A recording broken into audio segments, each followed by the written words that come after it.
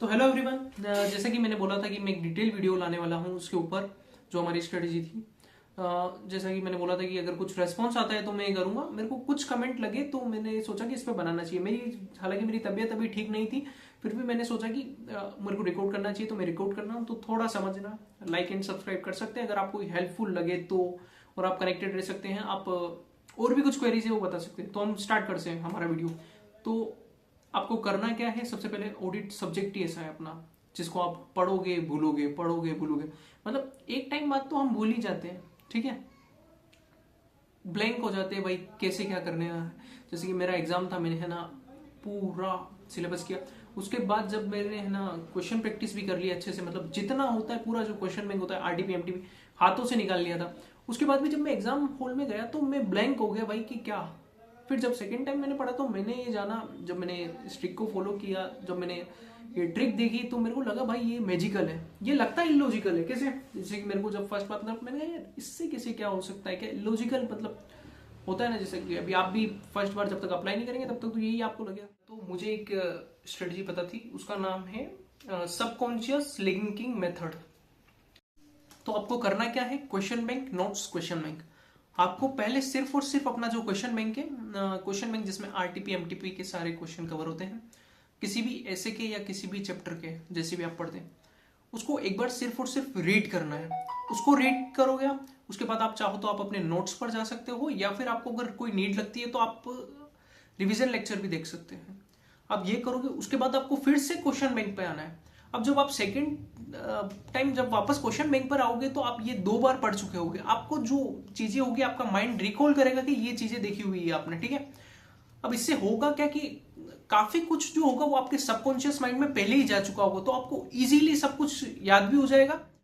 अब आप इसके बाद अगर आप ये सब कर लेते हैं तो उसके बाद आप वो ही आंसर्स लिखेंगे जो कि आईसीआई को चाहिए, जिसमें आईसीआई मार्क्स देता है। अब एग्जामिनर अगर है ना 100 बच्चों की कॉपी चेक कर रहा है तो वो सबको तो पास करने से रहा, क्योंकि आपको भी पता है आईसीआई का रिजल्ट कितना कम रहता है। तो वो उन्हीं बच्चों को मार्क्स देता है जो इसके सजेस्टेड से मैच करते हैं। अब आप अगर इतना सब कर लेते हैं तो इससे क्या है कि आपके एमटीपी आरटीपी के क्वेश्चन भी आपके एक बार हाथों से निकल गए। अब इससे आपको कॉन्फिडेंस भी रहेगा और आप वही लिखेंगे जो कि सजेस्टेड से मैच कर रहा है, ठीक है।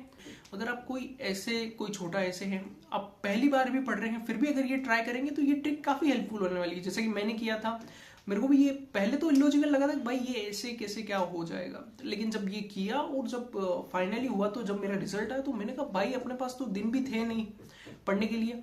लेकिन जब रिजल्ट आया और मैंने एक दिन गौर किया तो मैंने कहा हाँ यार मेरे पास टाइम था नहीं, कैसे क्या मैंने मैनेज किया। तो मैंने सोचा कि ये शेयर करना चाहिए, तो मैं ये शेयर कर रहा हूँ, ठीक है।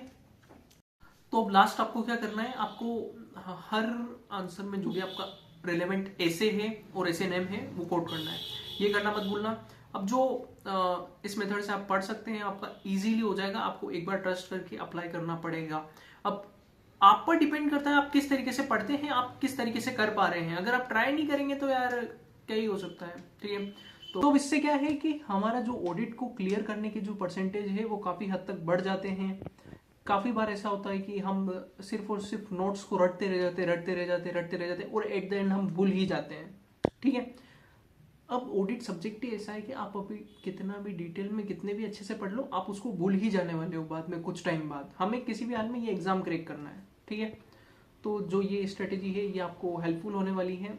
तो ऑल द बेस्ट, आप अच्छे से अच्छा कीजिए। और भी अगर आपको कोई क्वेश्चन है तो आप कर सकते हैं, मैं उस पर वीडियो लेके आ सकता हूँ। जैसा कि अभी ये मेरा नया चैनल है तो मेरे को नहीं पता है कि मुझे किस किस पर वीडियो बनाने चाहिए और कितने लोग मुझसे कनेक्टेड हैं, इसीलिए मैंने ये स्टार्ट किया है, ठीक है। तो आप तक यहाँ तक ऑडिट का वीडियो था और मुझे इस वीडियो में काफ़ी कट लग गए क्योंकि मेरी तबीयत खराब थी।